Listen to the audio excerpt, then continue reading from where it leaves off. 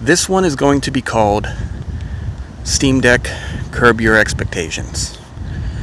Now, I'm going to preface this video by stating that I am not coming from a position of poverty. I am not poor.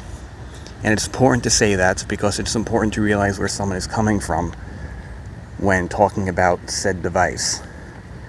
Now, when going into this pre-order, me and my friend both pre-ordered it on day one, and we both had different expectations going into this. And that is where the problem lies. I went into this pre-order knowing that Valve had pretty much an impossible challenge in front of them. They are going to take games designed to run on specific hardware with specific controls and then tailor it to a handheld gaming console for casuals. That should scare anybody. And if it doesn't scare you, you just haven't thought about it as much. For pretty much anybody to conceive this idea, you basically have to have blind faith that the hardware is going to respond, the control scheme is going to operate correctly on a number of games that are going to make the console sell. And to be honest, has it?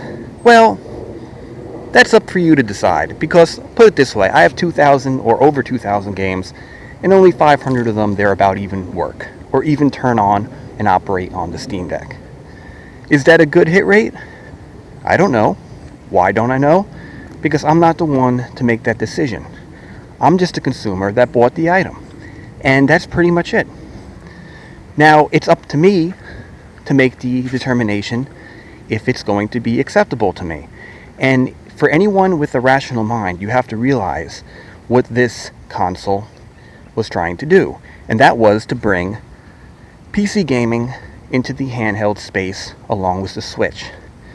Now, understanding the expectations and understanding the limitations, I should say, you pretty much have a totally different respect for the deck.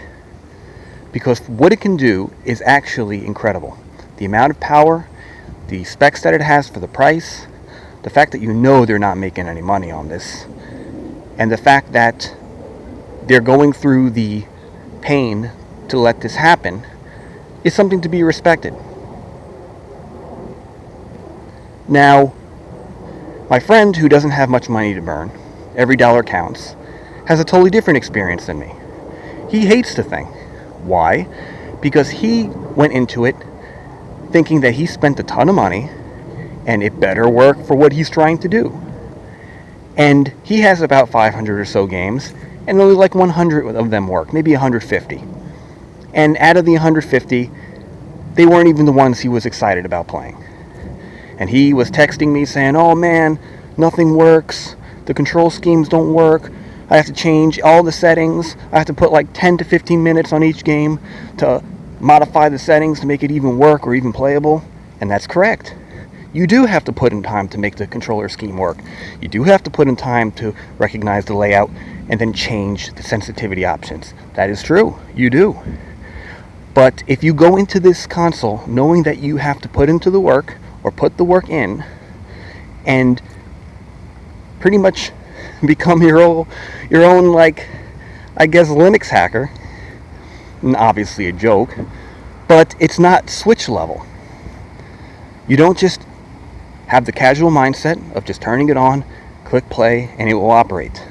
As long as you don't have that mentality, you are going to have a great time if you curb your expectations. Now, my friend is trying to return it, and I looked online like Reddit, and a lot of people are doing the same thing. A lot of people got into this with the wrong mindset.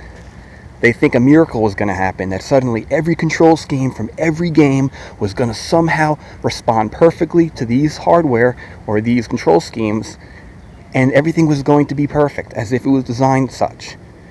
It is not designed as such. You have to put in the effort to make it work on the hardware that Valve is giving you. Now, Valve, unfortunately, did not really state that as much as I'd hope, and if they did, it wasn't really publicized to the point where It prohibited people from making the pre-order. Obviously, you don't want to do that from the marketing standpoint. But Valve has to realize that it's going to come to a point when this gets more popular, because right now, only day one pre-orders and thereabouts have the device. But once the casuals start kicking in, and they start realizing that none of their games work, or a vast majority of them do not work, you're going to have the angry people on Reddit and the angry YouTube videos, like my friend who pretty much can't stand the thing. And then you're going to have the people who are level-headed, or to the point where it doesn't matter to them as much because they have the money to burn. So if Valve can understand this, and if Valve can make an adjustment to its marketing to tailor this to a different breed of people or a different mindset of people, then it may do well. But from what I see right now, this seems to be more of a Linux toy, or something that's designed for people who like to tinker. And if you like to tinker, it's perfect. But if you're a casual, I'm telling you, if it scares you to put an effort to tweak things, modify things, then this console most definitely is not for you. And I'm saying this not to discourage you from buying one, but just know that I have a casual friend who bought this and he hates the thing. And it all depends on your expectation, what you want out of the device, and your luck, to be honest with you, if the things that you have work or do not work. So that's pretty much it. Thanks for watching this video.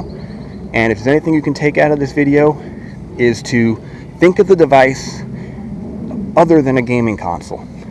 Think of the device as a Linux-based portable handheld computer that may or may not work with applications. And if you think of it like that, suddenly the device takes a whole new identity. And if it works, you just become surprised. And it's a happy day where you have another thing that went right for you. But if it doesn't work, it's just par for the course. And you have to think to yourself, well, I'm trying to run a game that was not designed for this hardware, not designed for this control scheme, and it doesn't work. So be it. C'est la vie. Alright? So have that expectation in mind, and the Steam Deck becomes something else. Otherwise, it's just going to be a big disappointment to you. And if you really can't afford the Steam Deck, and it's just like the razor edge of what you can afford, to be honest, you should really consider buying something else, something cheaper like a Switch, or something else. Just something else like, an emulation handheld, 64 Dreamcast, blah blah blah. And just curb your expectations and you'll be alright. And that's pretty much it. Have a great day.